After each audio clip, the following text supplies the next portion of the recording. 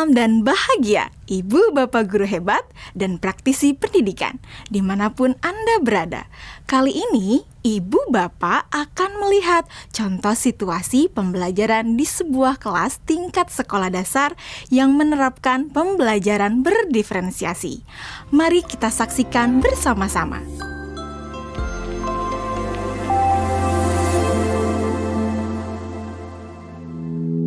Organ tubuh manusia. Minggu ini, Pak Kasim ingin mengajar sebuah materi tentang cara kerja salah satu sistem organ tubuh manusia, yaitu sistem pencernaan. Adapun tujuan pembelajarannya adalah melalui diskusi kelompok dan penugasan mandiri. 1. Murid dapat menjelaskan fungsi organ pencernaan pada manusia. Kedua, murid dapat membuat model dan menunjukkan cara kerja sistem pencernaan manusia. Sebelum pembelajaran dilakukan, biasanya saya akan melihat tujuan pembelajaran atau target apa yang akan saya capai pada hari itu. Setelah itu, saya melihat data atau informasi terkait murid-murid saya untuk menentukan strategi pembelajaran yang tepat dan penilaian yang sesuai. Saat merencanakan pembelajaran, Pak Kasim mempersiapkan beberapa sumber belajar yang menurutnya akan membantu murid-muridnya belajar sesuai dengan kebutuhannya. Sumber daya belajar yang disiapkan diantaranya adalah sebuah poster, berbagai bacaan yang memuat pembahasan tentang bagaimana organ pencernaan bekerja dari beberapa sumber. Ada yang berupa beberapa buku bacaan dengan tingkat kesulitan berbeda-beda, artikel sederhana, mengunduh sebuah video singkat yang sesuai dengan apa yang ia ingin anak-anak pahami, membuat kartu-kartu pertanyaan untuk membantu murid mengkonstruksi sendiri pemahaman mereka tentang cara kerja sistem organ pencernaan dengan menjawab pertanyaan. Sumber belajar yang beragam ini tentunya tetap sesuai dengan tujuan pembelajaran yang ingin dicapai, atau dengan kata lain mengimplementasikan diferensiasi konten.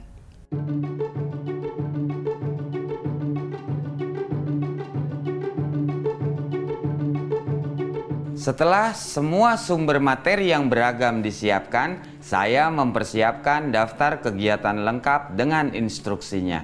Misalnya, membaca buku atau artikel dan lain sebagainya, mengamati poster, mendiskusikannya, dan kemudian membuat ringkasan untuk menunjukkan pemahaman tentang isi poster tersebut. Menjawab kartu-kartu pertanyaan. Aktivitas-aktivitas tersebut walaupun berbeda-beda, namun semuanya bertujuan agar murid memahami cara kerja sistem pencernaan. Assalamualaikum. Bagaimana kabar kalian? Waalaikumsalam. Baik, Pak. Hari ini kita akan mempelajari tentang sistem pencernaan manusia. Saya, Pak. Di awal pembelajaran, Pak Kasim memberikan penjelasan kepada semua murid yang ada di kelasnya tentang tujuan pembelajaran dan konsep kunci yang ia ingin anak-anak kuasai. Lewat proses tanya-jawab dan contoh-contoh, Pak Kasim memastikan bahwa murid-muridnya memahami apa yang dimaksud dengan sistem. Pak Kasim meminta murid-murid bekerja dalam kelompok. Untuk penugasan kali ini, Pak Kasim telah mengelompokkan murid berdasarkan tingkat kemampuan murid membaca. Hal ini karena tugas pertama yang harus dilakukan oleh setiap kelompok adalah membaca materi bacaan terlebih dulu. Teks yang dibaca tiap kelompok sesuai dengan kemampuan membaca mereka. Selama proses murid melakukan kegiatan, saya mengobservasi dan memantau pemahaman murid-murid. Saya mendatangi tiap kelompok, mengajukan pertanyaan, dan memberi pertanyaan lanjutan kepada murid-murid yang memerlukan bantuan atau perlu diberikan tantangan lebih.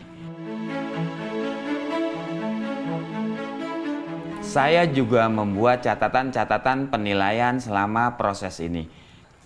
Setiap jawaban murid, pertanyaan murid, saya perhatikan dan menggunakan informasi ini untuk menyesuaikan tingkat bantuan yang akan saya berikan pada murid atau berdiferensiasi proses. Sistem pencernaan adalah serangkaian jaringan organ yang bekerja untuk mencerna makanan.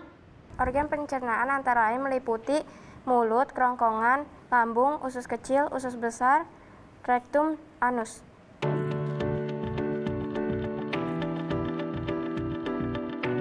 Sekarang silakan membuat model yang menunjukkan sistem kerja pencernaan manusia secara mandiri. Selama proses murid-murid membuat model sistem pencernaan, Pak Kasim berkeliling melihat pekerjaan murid untuk mengetahui sejauh mana pemahaman murid.